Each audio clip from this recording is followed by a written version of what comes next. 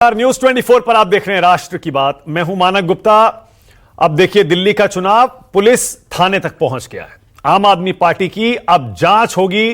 दिल्ली के एलजी ने यह जांच सौंपी है दिल्ली पुलिस को। आपको पता ही होगा, कांग्रेस का दिल्ली में चेहरा संदीप दीक्षित हाल में एलजी साहब से मिले थे। उनको शिकायत सौंपी थी कि आम आदमी पार्टी की यह जो योजना है, खासतौर से महिला सम्मान योजना, यह फ्रॉड है, इसकी जांच करवाई जाए। साथ ही संदीप दीक्षित ने आरोप लगाया था कि मेरी जासूसी पंजाब पुलिस कर रही है, उसकी भी जांच करवाई जाए।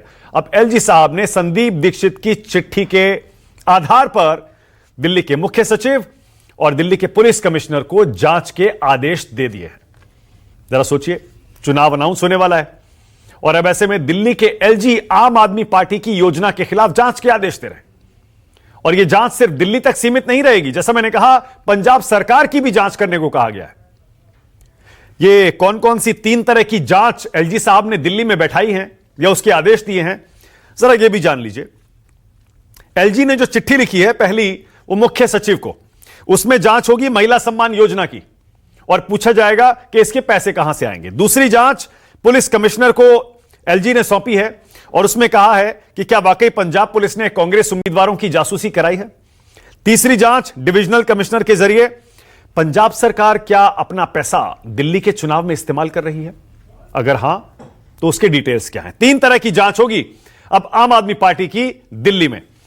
अब इस पर अरविंद केजरीवाल कह रहे हैं कि हमारी योजनाओं से दिल्ली में करोड़ों लोग खुश हैं, बुजुर्ग, महिलाएं, चंद दिनों में लाखों लोगों ने रजिस्ट्रेशन करवाया है। बीजेपी की नींद उड़ गई है, बीजेपी बौखला गई है, कई सीटों पर उनकी जमानत जब्त होने वाली है। अरविंद केजरीवाल यहां तक कह रहे हैं। फिर वो कहता है इन्होंने हार मान ली है, ये दोनों मिल गए हैं और इसीलिए हमारी जांच करवा रहे हैं। वहीं बीजेपी पलटवार करके कहती है केजरीवाल महिला सम्मान की बात तो करते हैं लेकिन वादे पूरे नहीं करते। केजरीवाल को दिल्ली की महिलाओं से वादा करने से पहले यह बताना चाहिए जो पंजाब में वादा किया था उसका क्या हुआ। पंजाब में 1000 रुपए अभी तक महिलाओं को क्यों नहीं दिए। केजरीवाल क्या बोले और बीजेपी का जवाब सुनिए।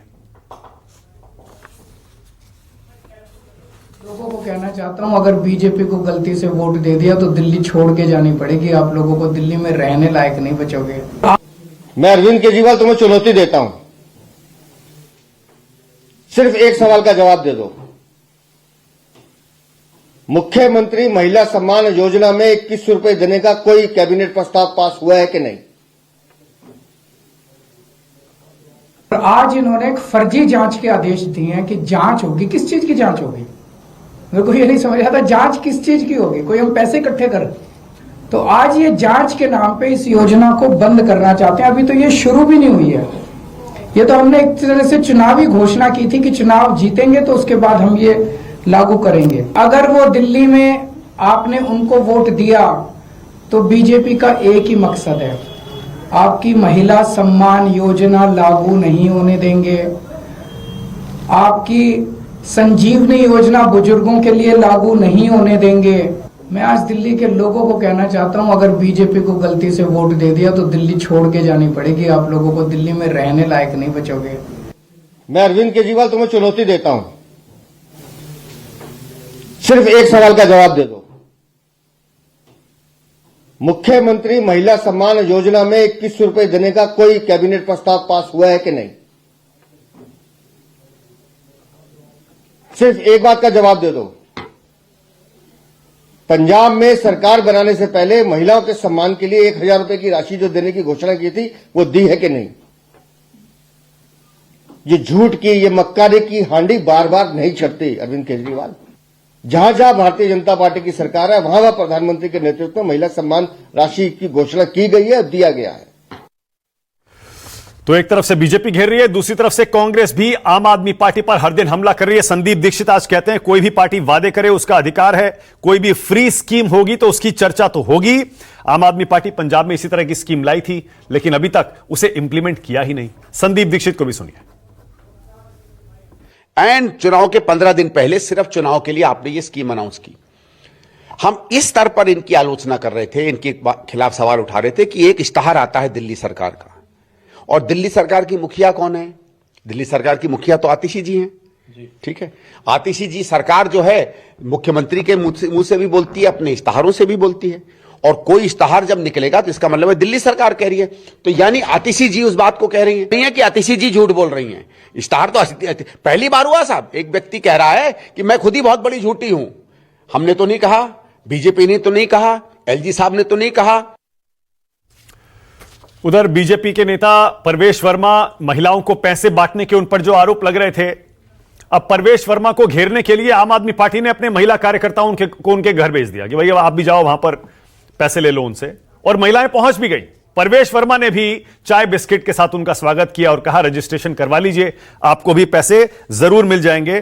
जरा उस पर भी परवेश वर्मा का आज का ये वीडियो भी देखिए और उनके जवाब भी सुनिए। जब हम लोग जब जाते हैं केजरीवाल जी के घर के बाहर तो वो तो हमको नहीं मिलते हैं। अगर कोई मेरे घर आएगा तो मैं उसका सम्मान करूंगा। हमारे कैंपों में ये नहीं पूछा जा रहा कि कौन आम आदमी पार्टी की कार्यकर्ता है, कौन कांग्रेस की कार्यकर्ता है, किसने किसको वोट किया था। सभी का बिना भेदभाव के हम यहाँ पे लाडली योजना का कार्ड बना रहे हैं। कृपया आइए और कार्ड बनाइए और यहाँ से सम्मान लेकर जाइए। अभी तो परवेश वर्मा जो पैसे बांट रहे हैं उनको वो लाडली बहना कह रहे हैं, लाडली बहना योजना। लेकिन अभी याद रखिएगा, कांग्रेस और बीजेपी का घोषणा पत्र नहीं आया है। माना यही जा रहा है महाराष्ट्र, हरियाणा, झारखंड की तरह दिल्ली में भी इस बार रेवड़ियों की बहार आने वाली है। राष्ट्र की बात में इसीलिए आज का सवाल आपकी स्क्रीन पर, आज का पहला सवाल मेरा यही है, क्या वाकई बीजेपी और कांग्रेस मिलकर रोक रहे हैं आम आदमी पार्टी की कैश योजना? और दूसरा, क्या रेवड़ी पर ही होगी दिल्ली में चुनावी हार जीत?